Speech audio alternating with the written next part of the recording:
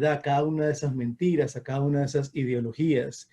Pero además nos da un camino para acompañar a las personas que han caído en esas mentiras hacia la redención, ¿verdad? Es bien importante.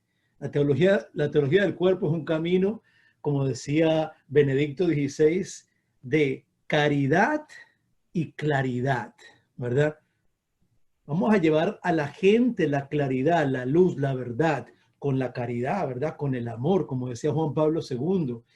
El único camino o la única herramienta para acercarnos a las demás personas es desde el amor, ¿verdad? Desde el amor. Y si nos acercamos desde el amor, podemos tocar lo más profundo, ¿verdad? El vasto mundo interior de las demás personas. Y para comenzar, me acordaba de un sacerdote que un día iba a dar una charla de teología del cuerpo y comenzó la charla preguntándole a diferentes jóvenes que si conocían diferentes frases. Y entonces el sacerdote empezó a decir frases de música popular o de cantantes que los jóvenes escuchaban, que Daddy Yankee, que todos estos artistas. Y el sacerdote decía la frase y los jóvenes, lo dice Daddy Yankee, lo dice Ozuna, lo dice Don Omar, lo dice Maluma. Y llega un momento en el que el sacerdote dice, bueno, esta es la última frase. Y la frase dice así: el hombre debe dejar a su padre y a su madre para unirse a su esposa y hacerse con ella una sola carne. A ver, ¿quién la dijo? Oiga, y todos esos muchachos de un colegio católico, by the way, todos esos muchachos comenzaron a mirarse los unos a los otros. ¿Y quién dice eso? La nueva canción de Ozuna, no dice eso. ¿Qué dice eso? Y después de un rato, un muchacho por allá alza la mano y dice, Jesús, ¿verdad? Jesús. Esta anécdota que cuenta el sacerdote nos muestra la poca información, ¿verdad?, que tenemos sobre el plan original que tiene Dios para nosotros en nuestra corporeidad, en nuestra sexualidad, en nuestra afectividad, ¿verdad? Ese plan que nos acompaña desde el principio. Una vez veía una cartica de cumpleaños que le entregaban a un amigo y en la portada habían dos monjitas, pero no eran monjitas como las que tenemos aquí, no, las que tenemos aquí son muy buenas, son muy lindas.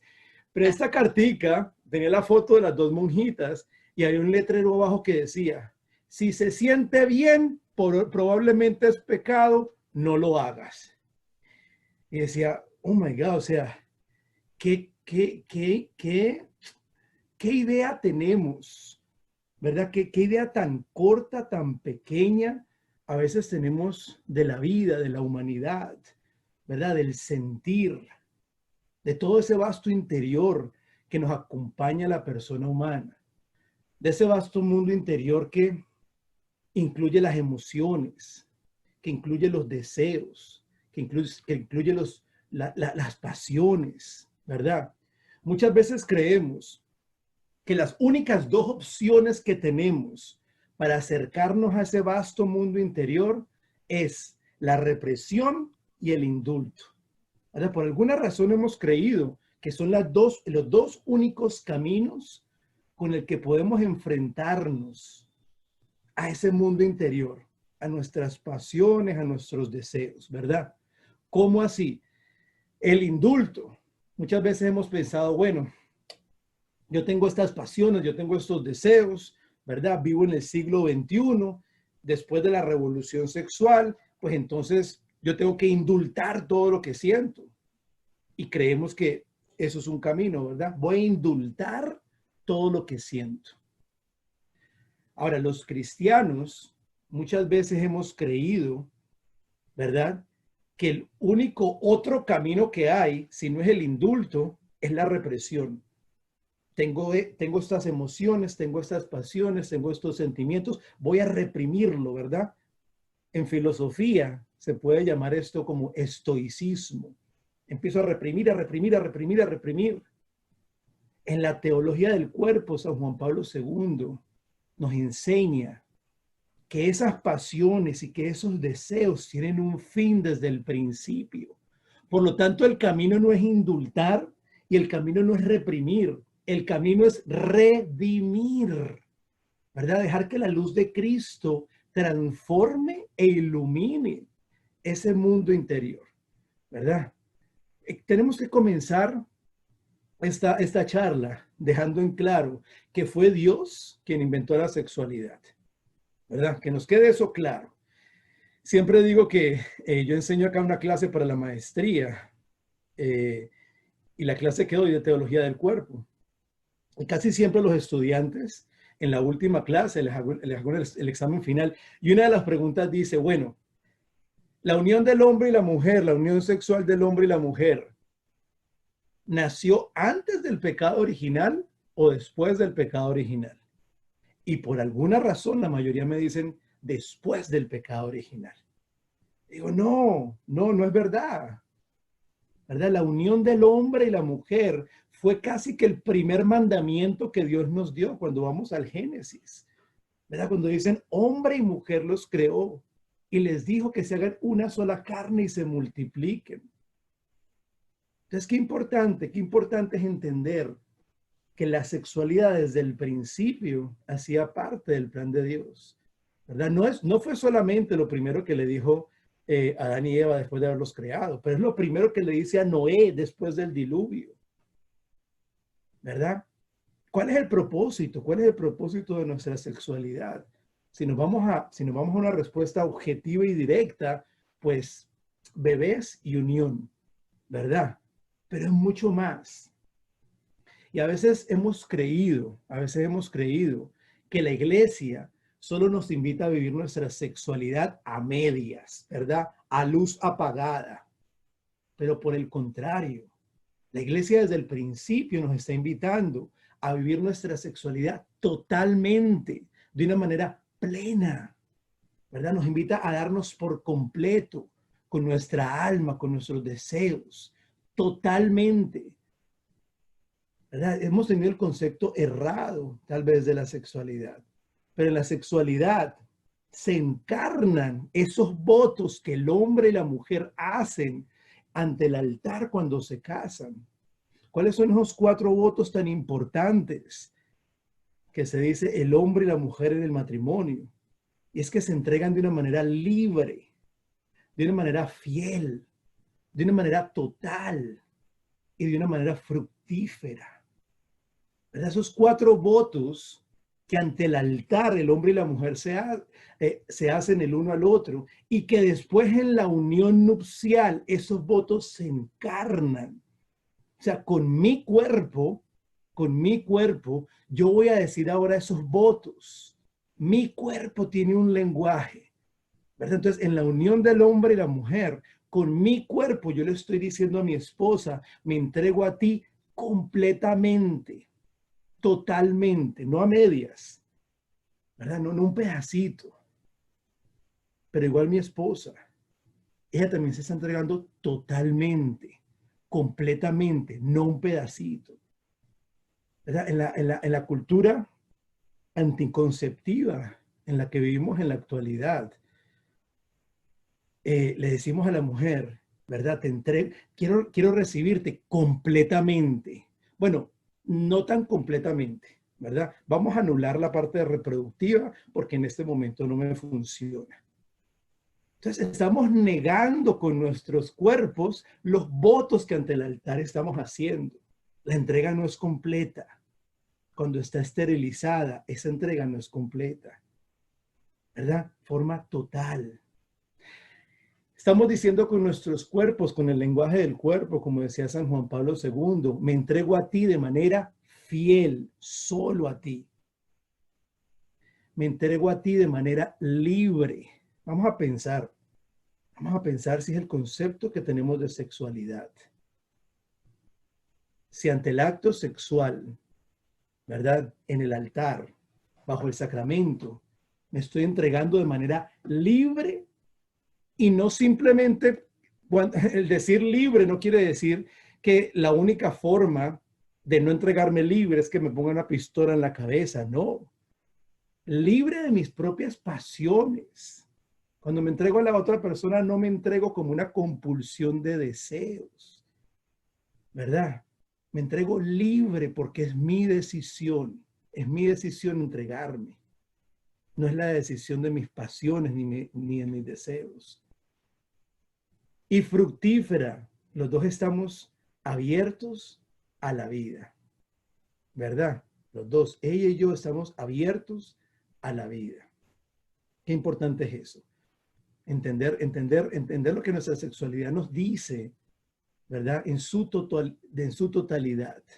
Lastimosamente, en la actualidad, no estamos viviendo estos votos 100%. Se nos ha olvidado vivir estos votos 100%, ¿verdad? Y por eso no somos felices.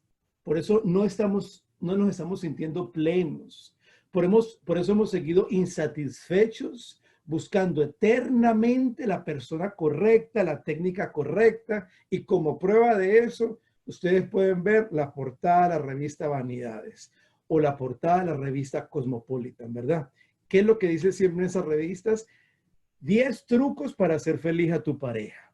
5 trucos para enamorar a tu pareja en la cama, ¿verdad? Seguimos creyendo la mentira del pecado original, que desde el principio la serpiente nos dijo a nosotros que no éramos suficientes. Siempre estamos buscando algo más para ser suficientes, ¿verdad? Y estas revistas y los medios de comunicación quieren engañarnos con cantidad de técnicas, ¿verdad? Quieren enseñarnos técnicas para enseñarnos lo que ya hemos perdido en nuestras raíces. Piensen esto. Ustedes piensen esto. Solo vemos un video de reparación de cosas en YouTube cuando se nos ha dañado algo. Yo no creo creo que muy poca gente tiene el hobby de meterse a YouTube a ver videos de reparación de computadoras solo por gusto. Normalmente nos metemos a ver un video cuando algo se nos dañó. Entonces, si necesito una revista de esas para que me enseñe técnicas, es porque estoy reconociendo que hay algo que está mal, que hay algo que se me dañó, ¿verdad? Y nosotros mismos a veces también nos vamos a las revistas o al internet a buscar respuestas que nos puedan arreglar lo que se nos dañó desde el principio. Y a veces creemos que la iglesia no tiene respuestas, ¿verdad? A veces decimos, no, ¿qué me puede enseñar la iglesia del sexo? Hasta nosotros muchas veces entendemos mal el mensaje. Nosotros creemos, y he oído mucha gente que dice, es que el mundo de hoy glorifica el sexo. Pero es por el contrario, es todo lo contrario. La iglesia glorifica el sexo y el mundo ha perdido la capacidad de reconocer su gloria, su grandeza, lo que nos muestra, lo que nuestra sexualidad está llamada a proclamar desde el principio. ¿Verdad? Los invito a que vamos un momentico a la primera narración del Génesis. Vamos a la creación, vamos al principio. Vamos a utilizar la imaginación y vamos a sumergirnos en ese principio para que veamos la grandeza de la sexualidad desde el principio. Imagínense Dios, ¿verdad? Dios, cuando está creando todo el universo en ese hermoso, poético texto de Génesis 1. Ustedes pónganse a ver ese texto que dice que Dios decía y hacía, ¿verdad? Día 1, Dios dijo e hizo. Día 2, Dios dijo y se hizo.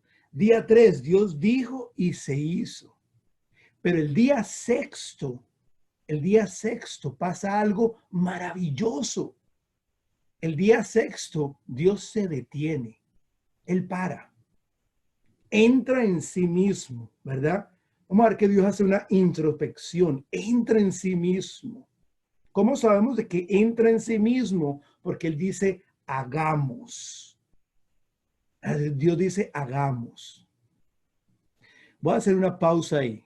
Es la primera vez en las Sagradas Escrituras que Dios se va a revelar como comunidad de amor, como Trinidad, como 3 personas, un solo Dios. Él dice, hagamos, ¿verdad? Ahora miren el texto seguido. Esto nos lo dice Juan Pablo II en la homilía 1 y 2 y 3, que es en las que él profundiza en ese texto. El texto dice, hagamos al hombre a nuestra imagen y semejanza.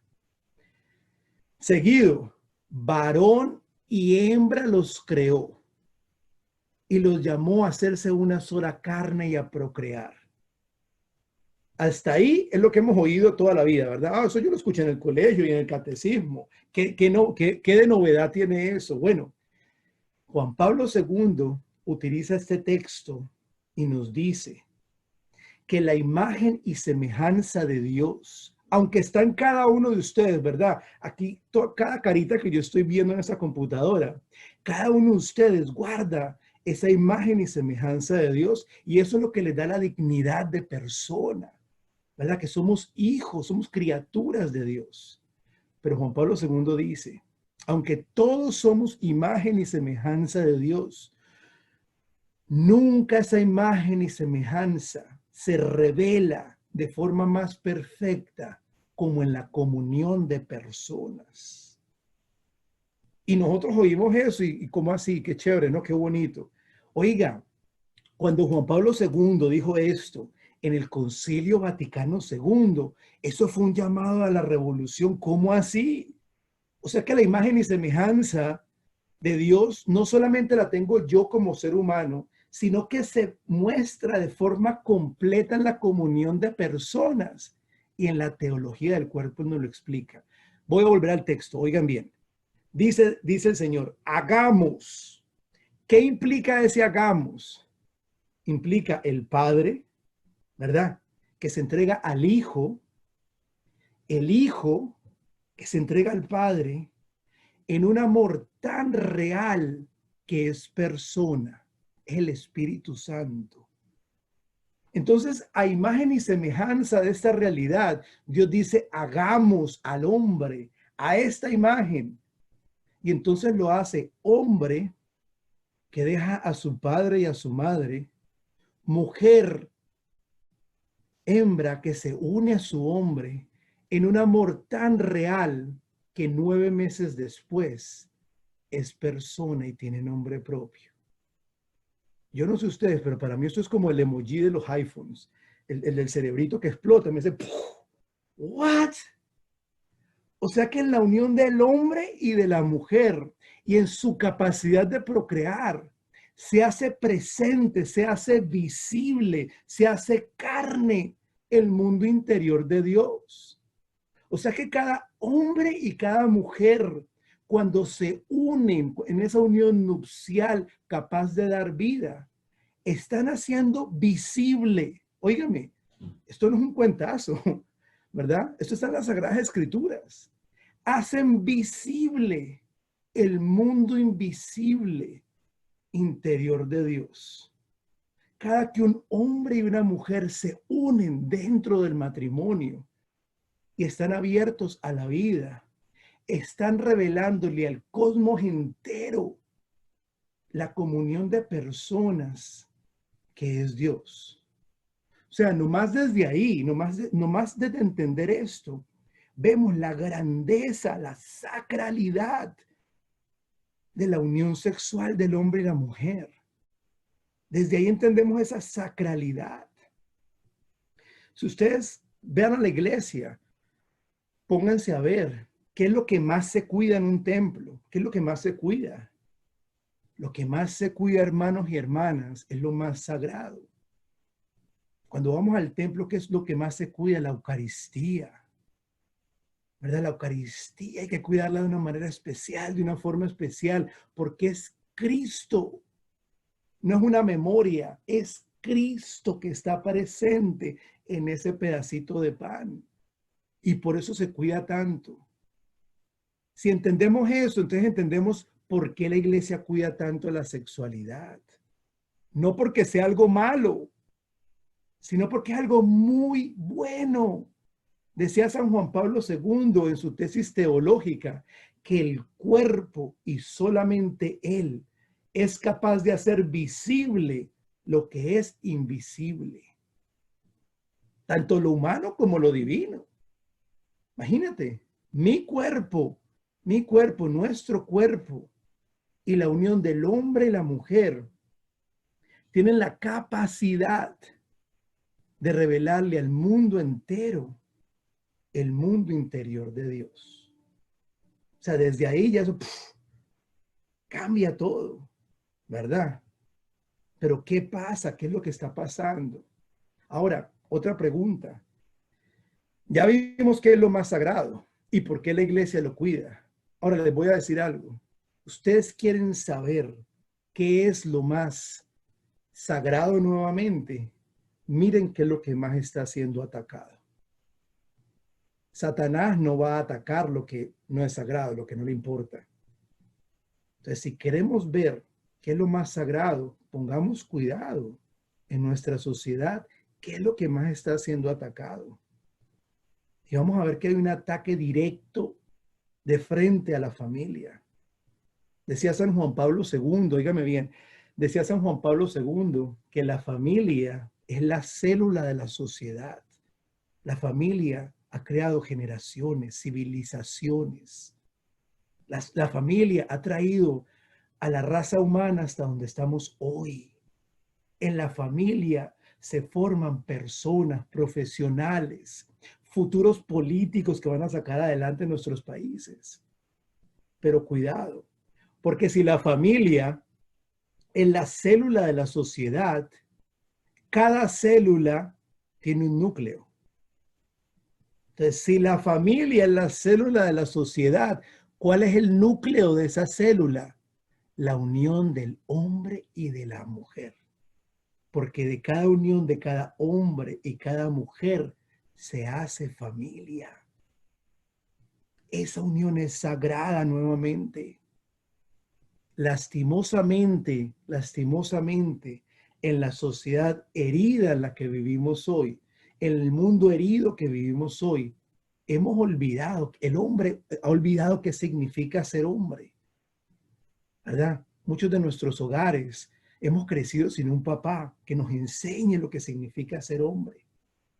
La mujer, en tanta confusión de ese feminismo militante y tóxico que hay hoy, está olvidando qué significa realmente ser mujer. Y su mamá está ocupada sacando adelante su hogar como mamá soltera. Entonces, hemos entrado como en un Alzheimer de identidad. Hemos olvidado lo que significa ser persona, ser hombre, ser mujer. Estamos confundidos. Gracias a Dios. Gracias a Dios. Les tengo una muy buena noticia. Muy buena noticia. Yo le voy a pedir fuera a Karen que cuando me falten 10 minutos me haga así. Porque el reloj se me fue, se me apagó el teléfono y yo hablo de aquí hasta mañana. Les tengo una muy buena noticia.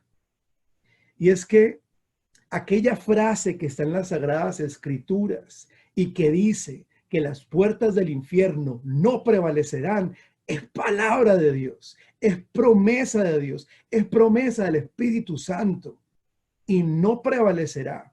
Y si nosotros vemos la historia de la iglesia, ustedes van a ver que en cada época de la iglesia, en cada momento donde se levantaba una herejía, un ataque contra una verdad, el Espíritu Santo siempre levantaba un santo capaz de proclamar la verdad, capaz de encarnar esa verdad que le había sido encargada a la iglesia desde el principio por el mismo Cristo, quien dijo ser la verdad. Porque es que oiga muy bien esto, Jesucristo dijo, yo soy la verdad. Cuando él dice, yo soy la verdad, ya sabemos que la verdad es persona. Y antes de irse, él le encargó esa verdad a la iglesia por medio de los 12 apóstoles. Entonces, lo que la iglesia nos ha enseñado hasta ahora no es un capricho, ¿verdad? De un concilio. Es la verdad que hemos custodiado.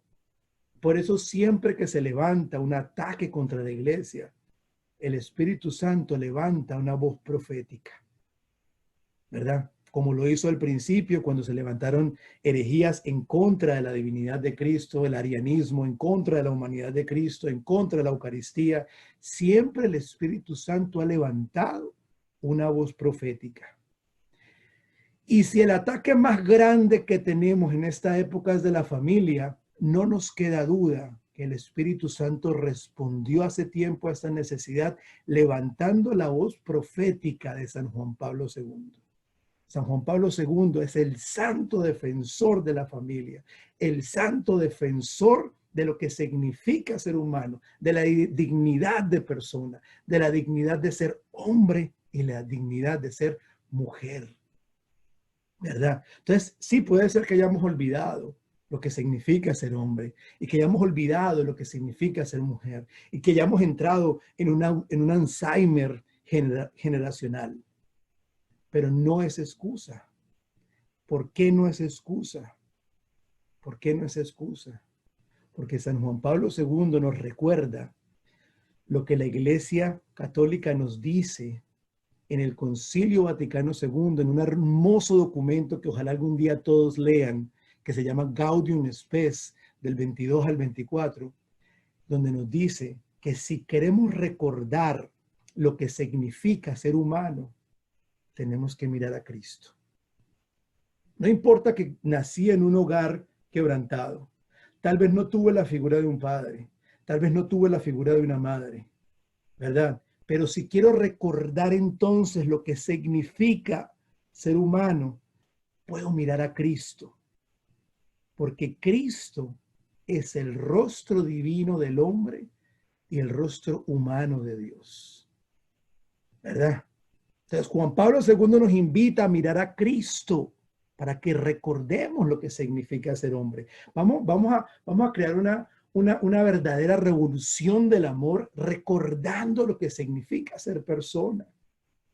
Y entonces San Juan Pablo II nos apunta a otro santo que está en la Biblia y que nos da el primer paso. Queremos saber qué significa ser hombre. Ay, que no hay hombres aquí, soy yo el único. Sí, creo que sí. Queremos recordar lo que significa ser mujer. Sí, pues San Juan Pablo II nos recuerda que el apóstol Pablo, San Pablo, en la carta a los Efesios 5 ya no lo recordó. San Pablo dijo lo siguiente: hombres, vea, los hombres, amárrense en los pantalones. Aquí va lo que significa ser hombre, ¿verdad? ¿Qué dijo él que significaba ser hombre? Él dijo en Efesios 5, hombres, esposos, amen a sus esposas como Cristo amó a su iglesia, ¿verdad? Hombres, amen a sus esposas como Cristo amó a su iglesia. Ahora, ¿cómo Cristo amó a su iglesia? Vamos a empezar por Lucas, ¿verdad? Lucas nos muestra a Jesús en Getsemaní sufriendo un episodio de dolor inmenso. Ustedes ya lo han oído, ¿verdad? Que sudó sangre. No sé si aquí hay algún doctor o alguna doctora, pero este fenómeno se llama hematohidrosis. ¿Qué es la hematohidrosis? Esto significa que ante un estrés extremo, los vasos capilares se rompen y se ponen en contacto con las glándulas sudoríferas y uno puede llegar a sudar sangre, ¿verdad? San Pablo nos dice, amen a sus esposas como Cristo amó a su iglesia. Y vamos a Lucas y lo vemos sudando sangre por amor a su amada. Luego de esto vamos a ver que le dan la peor paliza del mundo. Más adelante carga la cruz hasta la Gólgota. Como dice Benedicto XVI en un hermoso documento que se llama Dios es amor, Deus caritas es. Él dice, ese Cristo que se levantaba y cargaba la cruz, amaba a su iglesia no solo con un ágape, pero con un eros que le movía a salir de sí mismo porque quería hacerse uno con su amada, con la iglesia. ¿Verdad? Luego vemos que lo crucifican y le clavan una lanza, ¿verdad? En su costado. Esta es la expectativa de amor que Dios tiene para cada uno de nosotros los hombres, ¿verdad? Que seamos capaces de amar a la mujer, de amar a nuestras esposas, de la misma manera que Cristo amó su iglesia, o sea, hasta la muerte. Ese es el sentido sacrificial que está en cada hombre. Y si vamos a lo más profundo de la masculinidad, vamos a encontrar que todo hombre anda buscando una batalla para luchar, una persona para defender. Hay un deseo innato en la persona humana, está en nuestro corazón, ¿verdad? Ese deseo de entregarnos por amor está en nuestro corazón desde el principio. Y si no, vean las películas. A ver, un ejemplo. By the way, si nombro la película y usted no se la ha visto, colóqueme mute para que no me oiga, ¿ok? Para no contar la película. Pero, por ejemplo, La Mujer Maravilla, la película que salió hace 2 años. La Mujer Maravilla, ustedes van a ver ese momento en que ella está con su novio. No estoy diciendo que la película es perfecta, cuidado, o sea, películas de Hollywood tienen sus cositas, pero pongámonos los lentes de la teología del cuerpo, ¿verdad? Vemos que ella está con él y hay un cargamento lleno de bombas y ella quiere lanzarlo ella. Sin embargo, él se sube al avión y se va con el cargamento, ¿verdad? ¿Por qué se sacrifica él? Ay, por la humanidad, por ella. Él se sacrificó por ella, ¿verdad? Vamos al Titanic. ¿Ustedes por qué creen que el Titanic es una de las películas más vistas de la historia? Ah, porque a la gente le encanta ver barcos grandes que se hunden. No, no. Es por la historia de amor que está en esta película. Miren ese momento en el que el Titanic se unió y está Rose en su tabla, donde cabía Jack, pero bueno, no importa, eso no hace parte de la historia. Está ella está en su tabla, ¿verdad? Y lo tiene a Jack de la mano y de repente él que dio su vida por ella, la suelta y se empieza a hundir y ella empieza, Jack, Jack. ¿Por qué esa película o esa escena nos sacó una lágrima a todos? Porque tenemos un deseo interno de dar la vida por nuestra amada, como Cristo lo dio por su iglesia. Esa es la historia que cuenta nuestro cuerpo.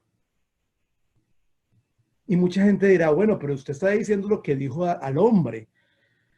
Pero y a la mujer, lo que dijo antes, que como que no nos gusta tanto, porque vamos a la misa y cuando dicen esa parte, a mí me encanta ir a misa y escuchar cuando el sacerdote proclama esta palabra, porque comienza así: mujeres, sean sumisas a sus maridos. Ay, yo le miro la cara a las mujeres y las mujeres van bajando la cabeza así.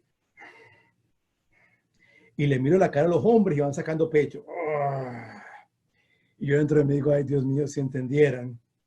¿Qué está diciendo San Pablo? Ya entendimos el llamado que le hizo al hombre, ¿verdad? A dar su vida por su mujer, a entregarse por ella, como Cristo lo hizo por su iglesia.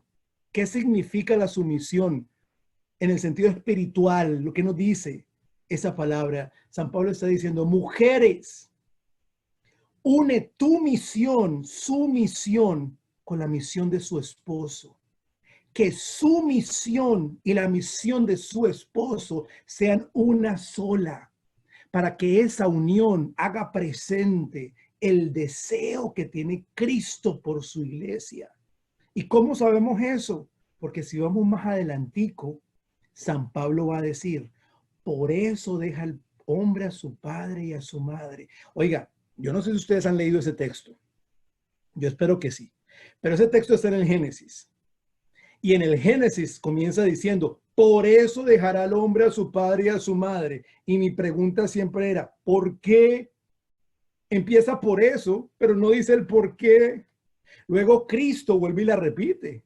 Cristo dice, por eso dejará al padre. Y yo dentro de mí me preguntaba, ¿pero por qué? Dice por eso, pero no dice por qué. San Pablo nos va a decir por qué. San Pablo dice, por eso. Deja al hombre a su padre y a su madre y se une a su esposa y se hacen una sola carne. Aquí dice el porqué, dice, para mí, gran misterio es ese, que apunta, que muestra, que revela la unión de Cristo con su iglesia. Otra vez, emoji. What?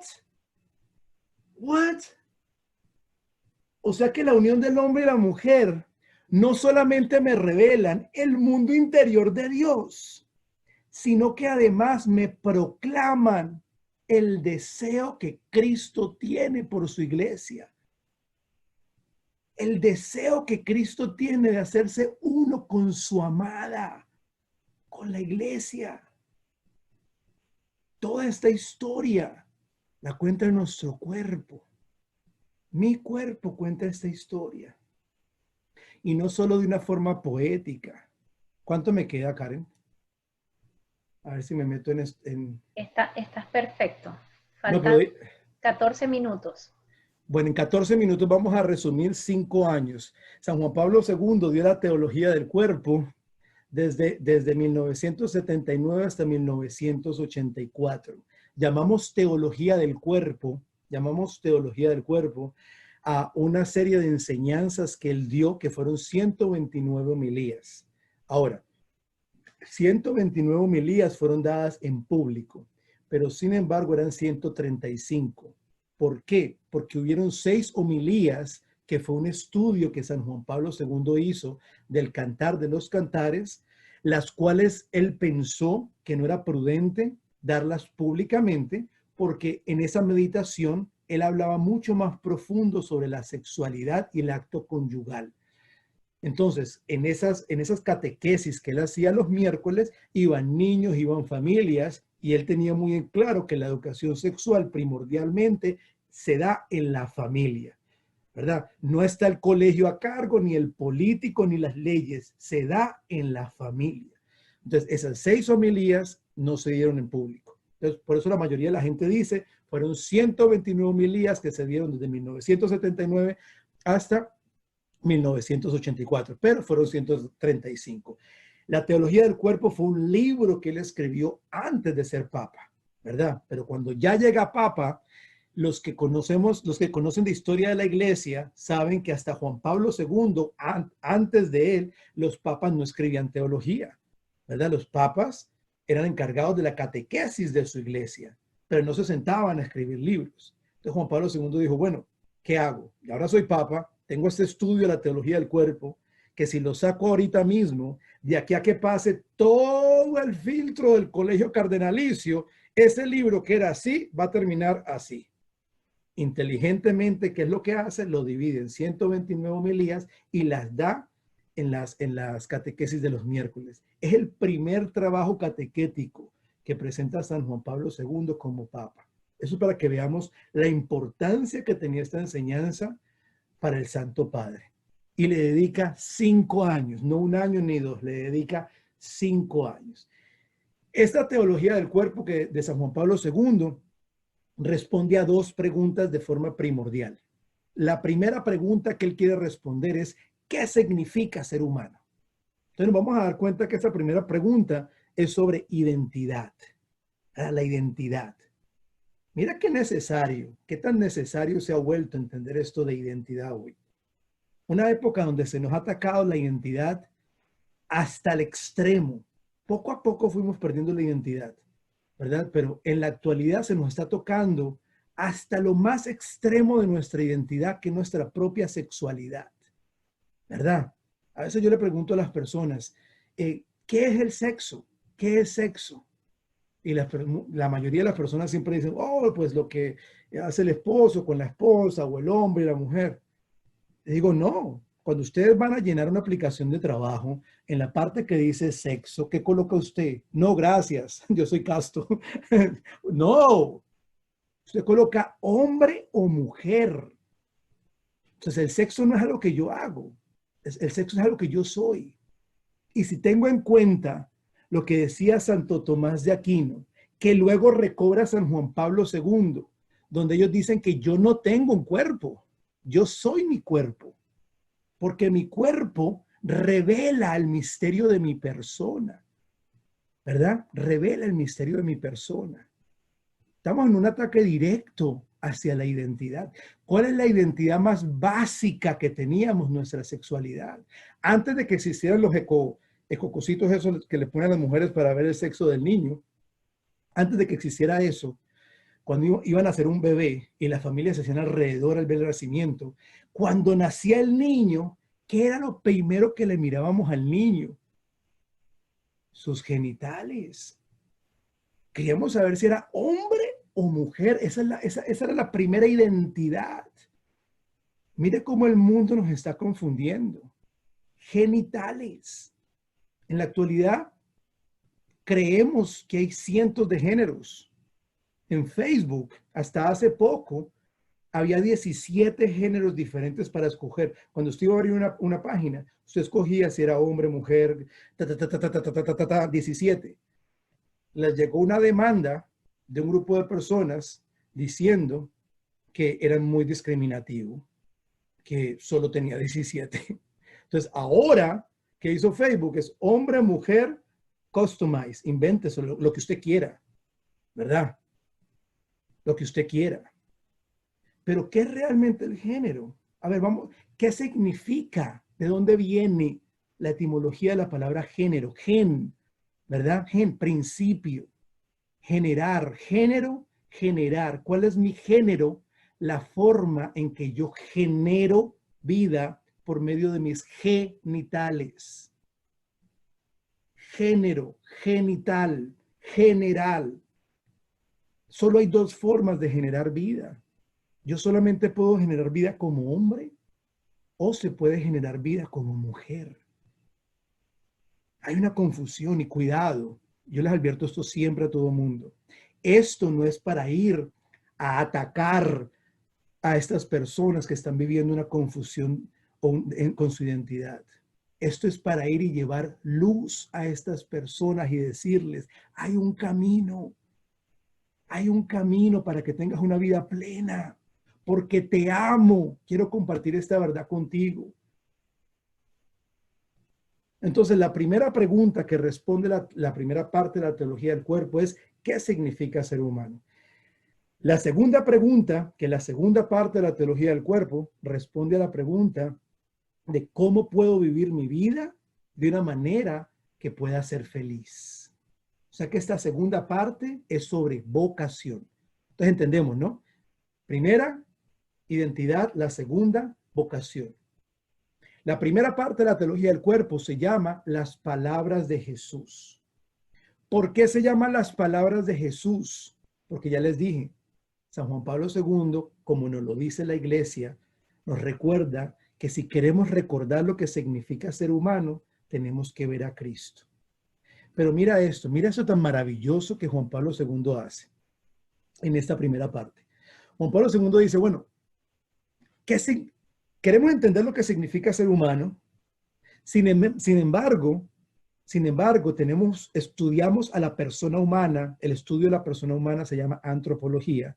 Estudiamos a la persona humana desde un punto completamente limitado, ¿verdad? Desde la historia, su nivel socioeconómico, cultural.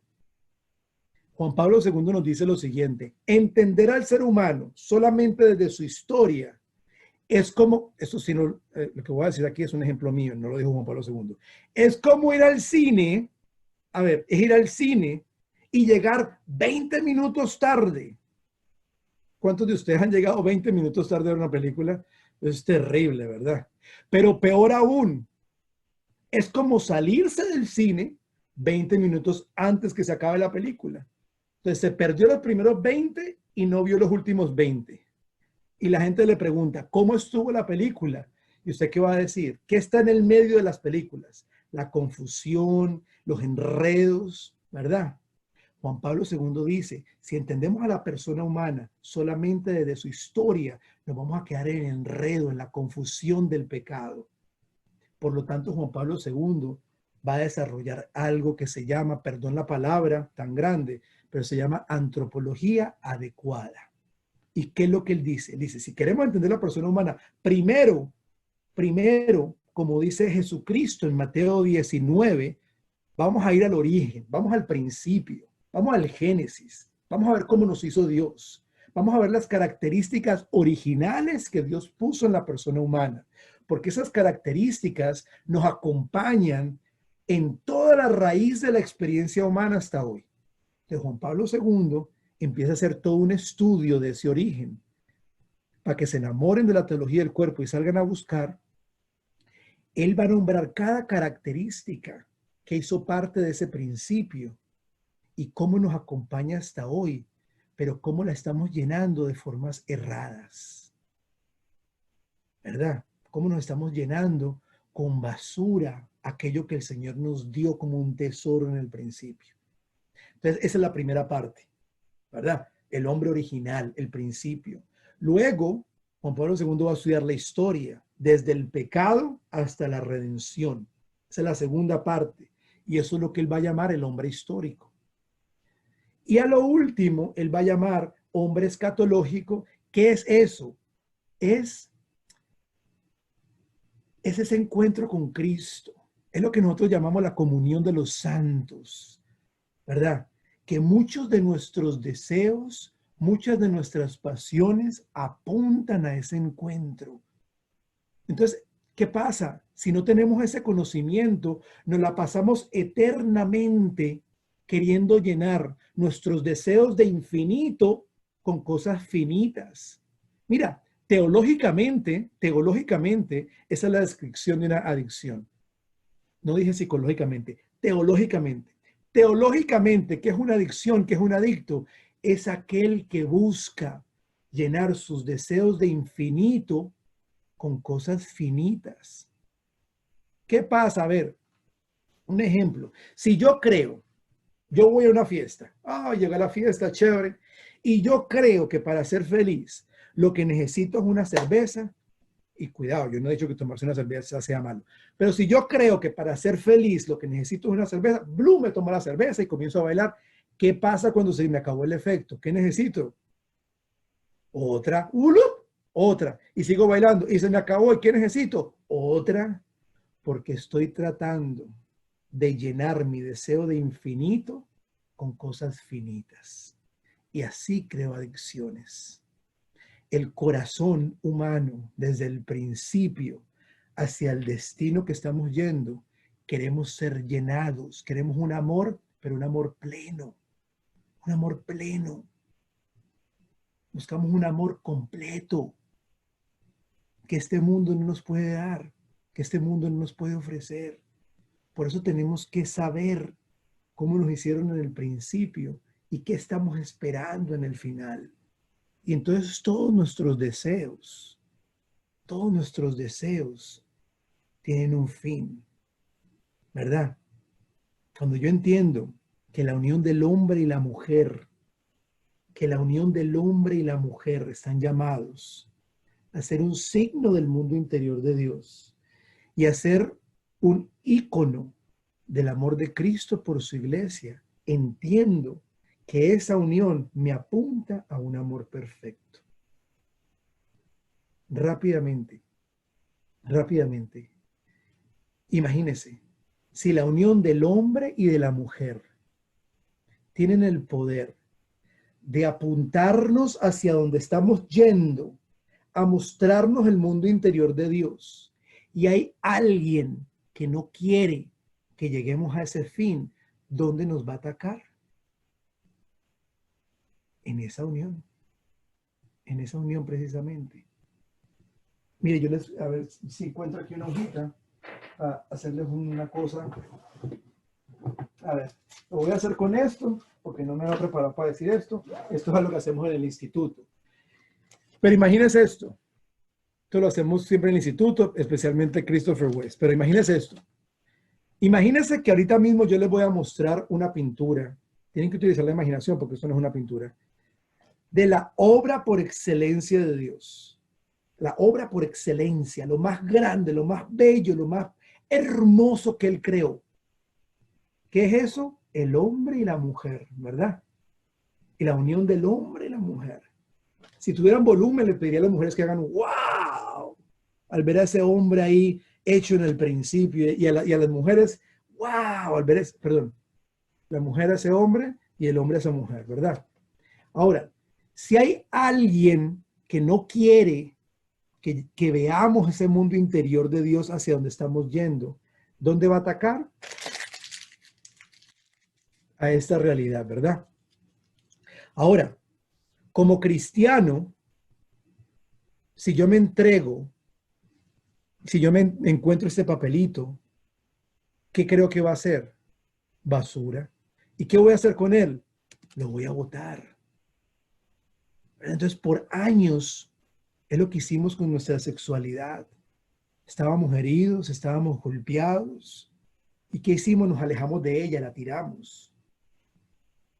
En los años 60, dos hombres se acercaron a ese basurero, sacaron ese papel y nos dijeron, no debieron de haber votado eso.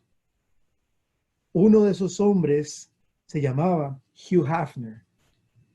¿Quién es Hugh Hefner? El creador de la Playboy. El creador de la Playboy dijo que él había creado la Playboy como una respuesta a la hipocresía de su hogar puritano.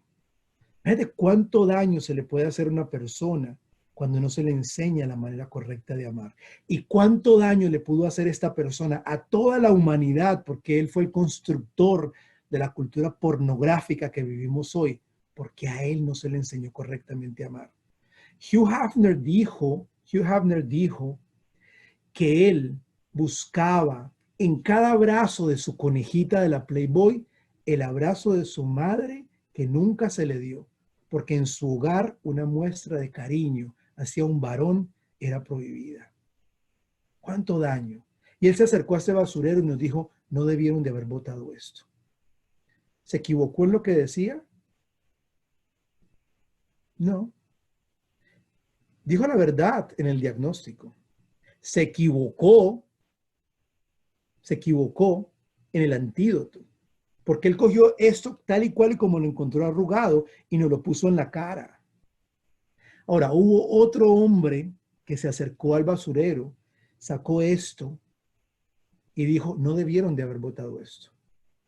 Al mismo tiempo, sin conocerse el uno al otro, este hombre se llamaba Karol Wojtyla, mejor conocido como San Juan Pablo II.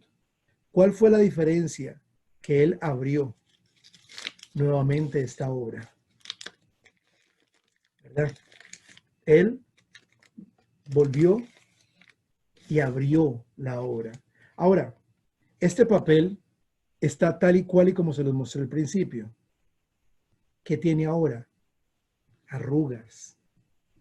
Ahora yo les pregunto, cuando Jesucristo resucitó, ¿resucitó con llagas o sin llagas? Él resucitó con llagas. Pero ahora, después de resucitado, por cada una de sus llagas resplandecía la gloria y el poder de Dios. Tal vez hemos sido heridos en nuestra sexualidad. Hay cantidad de personas que han sido víctimas de abuso sexual en su niñez. Tal vez alguien abusó de nosotros. Tal vez alguien nos hirió. Tal vez herimos a alguien. Tal vez nos herimos a nosotros mismos en el ejercicio de nuestra sexualidad. Pero hasta que no volvamos y reclamemos la verdad que proclaman nuestros cuerpos y dejemos que la gloria y el poder de Dios resplandezcan a través de cada una de nuestras heridas, nos va a ser muy difícil reclamar la dignidad de lo que significa ser humano. Y la teología del cuerpo es ese camino. La teología del cuerpo es ese regalo que San Juan Pablo II nos da, nos entrega, para que tengamos la capacidad y el atrevimiento de decirle a la sociedad, están equivocados, vamos por mal camino, pero todavía hay tiempo. Y tenemos la mano de la iglesia que nos quiere guiar para entregar esta verdad. Muchísimas gracias. Todo esto que hablamos hoy, para que ustedes sepan, es un comentario de una introducción de un pequeño libro que dijo algo de la teología del cuerpo. La teología del cuerpo es mucho más. Es mucho más, es una riqueza infinita. Yo llevo 12 años estudiándola y cada que me siento y abro una homilía nueva, digo, Dios mío, pero Juan Pablo II, pero qué mente, cuánto conocimiento. Por amor a la humanidad, los invito a que estudiemos esa teología. Muchísimas gracias. No sé si hay preguntas, no sé cómo, qué Sí. sigue. Hay una preguntita por acá, Gustavo, corto. Hay una persona que dice, ¿cómo presentar esto a los no creyentes? A ver, Juan Pablo II tiene un libro fenomenal que se llama Amor y Responsabilidad. Amor y Responsabilidad es un libro que no es teológico, es filosófico. Habla del amor y la verdad desde las cuestiones humanas. So, a una persona no creyente, lo primero que yo podría recomendarle es ese libro, porque habla desde la cuestión humana, desde la verdad humana. ¿Ok? No es un libro de teología, es un libro de filosofía. Porque si algo tiene Juan Pablo II muy bueno y muy lindo, como lo decía su encíclica Fides Ratio, que es Fides Ratio, mira, pero es que Karen todo lo tiene, Dios mío. Fides Ratio es sobre la fe y la razón. Juan Pablo II decía que la fe y la razón son las dos alas que llevan al hombre hacia la verdad. Y que si el ser humano solamente vuela con el ala de la fe, va a volar manco y se va a chocar. Y si solamente vuela con el ala de la razón, va a volar manco y se va a chocar. Que estas dos alas lo llevan a la verdad, decía Juan Pablo II en Fides Ratio. Por lo tanto, todo lo que Juan Pablo II nos enseña en la teología del cuerpo se puede confirmar en la experiencia humana. Si tenemos un acercamiento sincero, si tenemos un acercamiento real. Tengo un minuto más para explicar lo que dije. Yo trabajé un tiempo con víctimas de tráfico humano y gran mayoría de las víctimas de tráfico humano aquí en Miami son de la comunidad de los transexuales. Y yo les digo, mucho tiempo me tocó trabajar con transexuales y sin nunca decir la palabra Dios, logré llevar la verdad a muchos de ellos, solamente con un encuentro sincero, trabajando sus heridas, trabajando sus trastornos, trabajando sus traumas. Muchos de ellos pudieron encontrar la verdad, ¿verdad? Y hacer la paz con la que ellos realmente eran. Ahora, si podemos hablar de teología y de Dios, todo el camino se hace más fácil, ¿verdad? Porque es la verdad misma.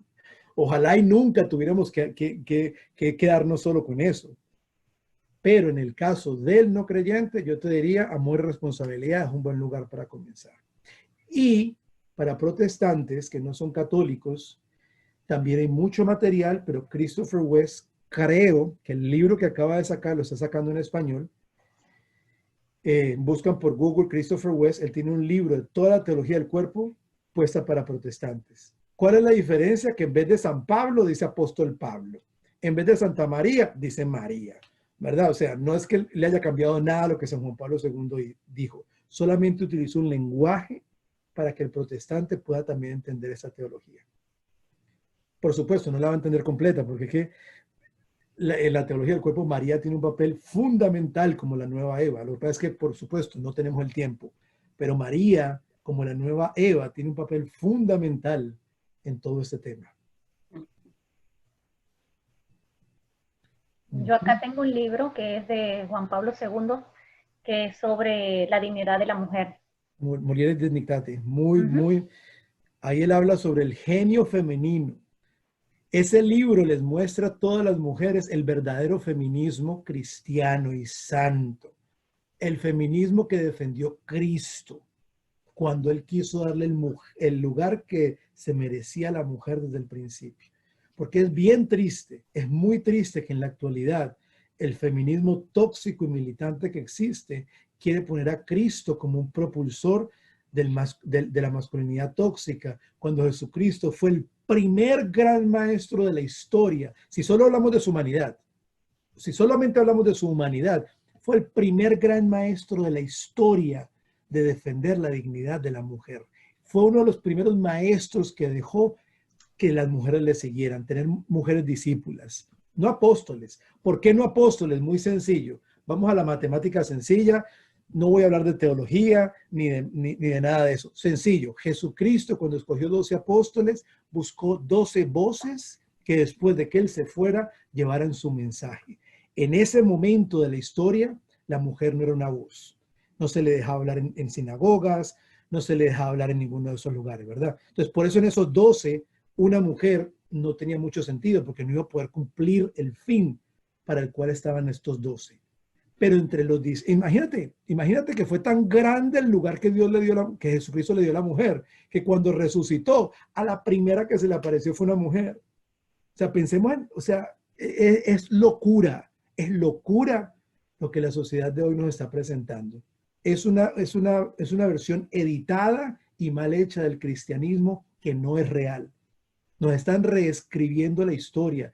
Y perdón que esté como tan enérgico, pero es que estamos en tiempos de cristianismo y catolicismo militante, ¿verdad? Porque nos están reescribiendo la historia. Acá en los Estados Unidos nos están tumbando santos de las calles, nos están quitando santos de las iglesias y tenemos que poder dar razón de nuestra fe y de la belleza de nuestra fe. Y no simplemente decir, no, es que soy católico. No, no, no. Mostrar la belleza de la fe que enseña una verdad y que humaniza a la persona.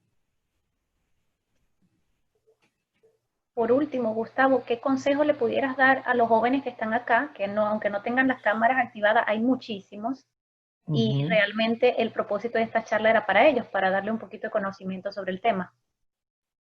Miren, el consejo que le doy a los jóvenes es el mismo que le he dado a todos y es la formación.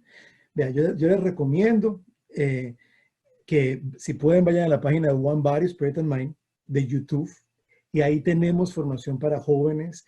Nosotros acá, por ejemplo, hacíamos algo que se llamaba teología del cuerpo en las calles y era que nos íbamos, por ejemplo, para San Valentín, nos íbamos para Lincoln Road, que es la calle principal de acá, y empezábamos a dar abrazos gratis con carteles.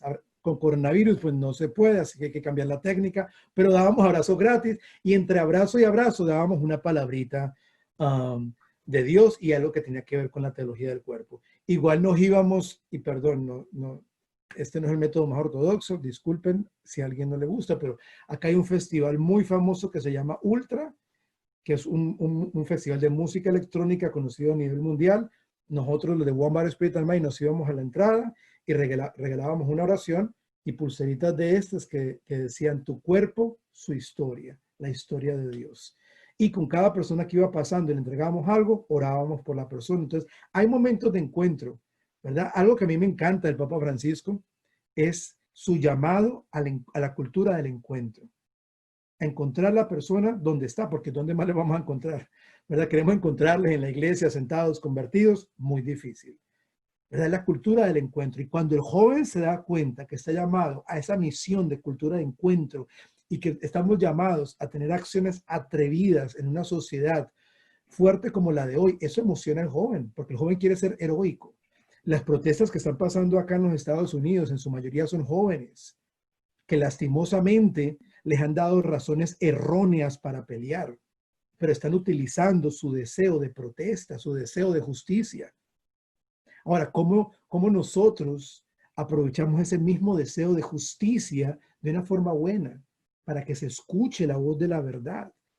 Entonces, creando misiones. Yo creo, mira, la mejor forma de trabajar con los jóvenes es moviéndose, no es sentándose a hablar y hablar y hablar y hablar, porque para charlatanes tenemos muchos, ¿verdad? Es moviéndose. Es cómo encarnamos esta verdad. ¿Cómo hacemos de esta verdad algo palpable? ¿Cómo creamos grupos de evangelización donde podamos ir a zonas difíciles, hablar a personas difíciles?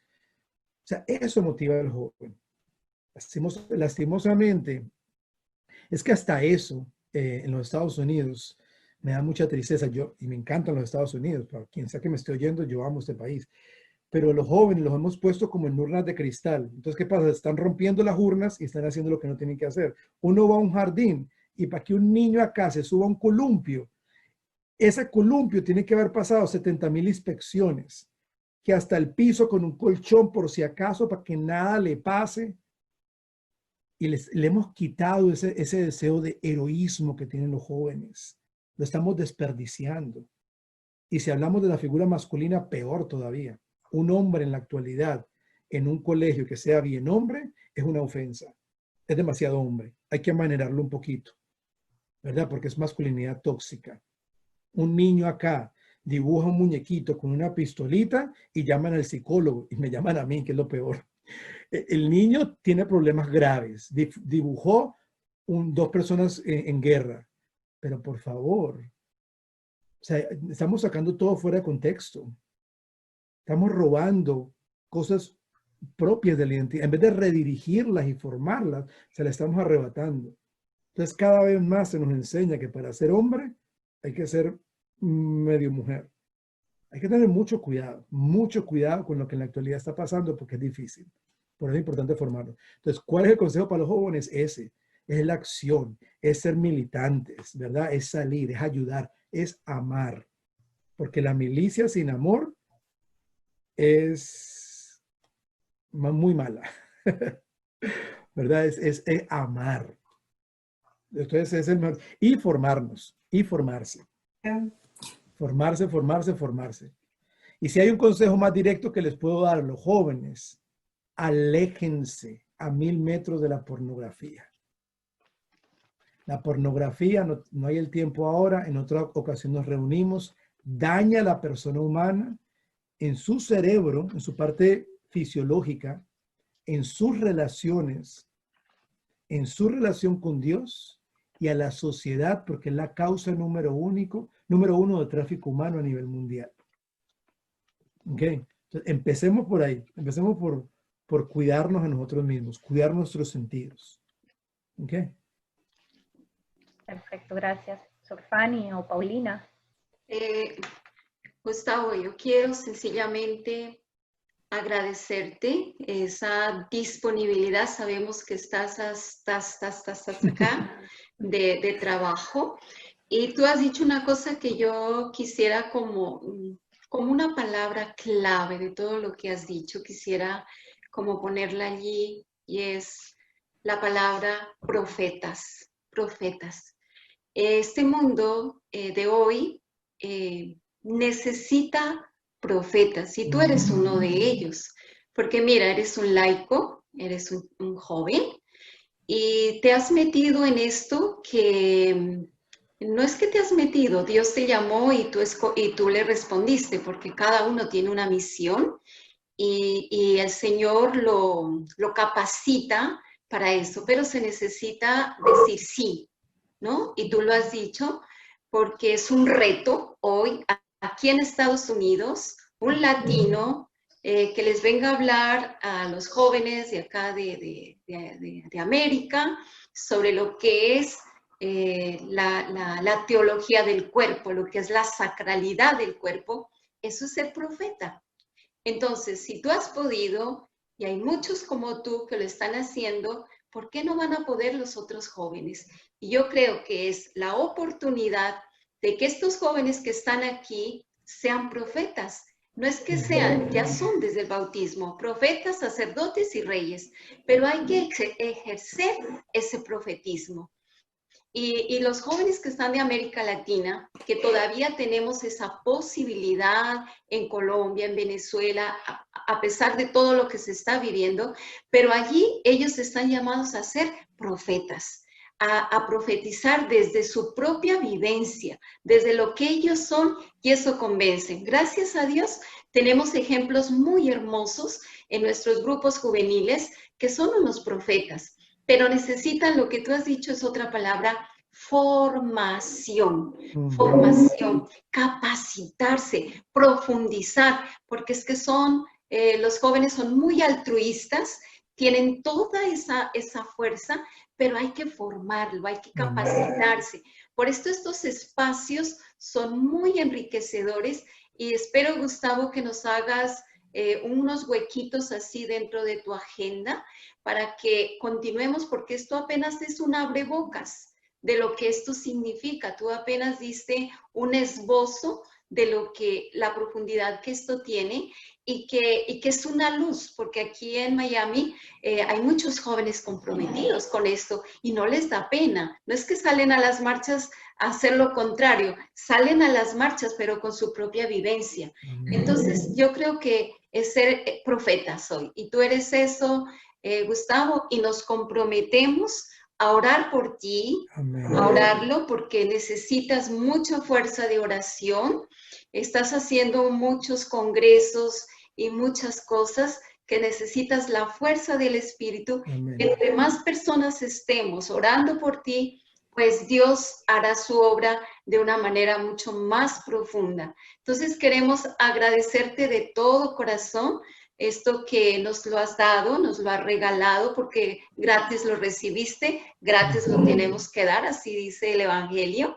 Y esto, cuando es así, tiene mucho más producto, se vende más cuando es gratis. Gratis porque viene desde el corazón y viene desde un sacrificio, porque eso no es así nomás, eso es con mucho sacrificio. Yo lo digo desde experiencia que tengo de este servicio a los demás en la formación, exige mucho sacrificio porque uno queda descompensado después de compartir esto. Total. Pero Dios te va a compensar y te va a regalar todo eso. Y mil gracias a todas las personas que se conectaron de todos los países que están aquí. Ya llevan una lucecita. Y ya cuando tú nos digas cuándo nos puedes compartir, seguir, porque tú nos dijiste que por lo menos unas 3 charlas más. Sí, claro. ¿No es cierto? Nos dijiste que unas 3 charlas más, pues les vamos a llevar esa invitación para quienes quieran continuarla, para que la puedan hacer, ¿no? Algo importante que quiero decir a los jóvenes es lo que dijimos hoy, nuevamente les digo, es simplemente una pequeña introducción. Ahora, Juan Pablo II en la teología del cuerpo es mucho más específico.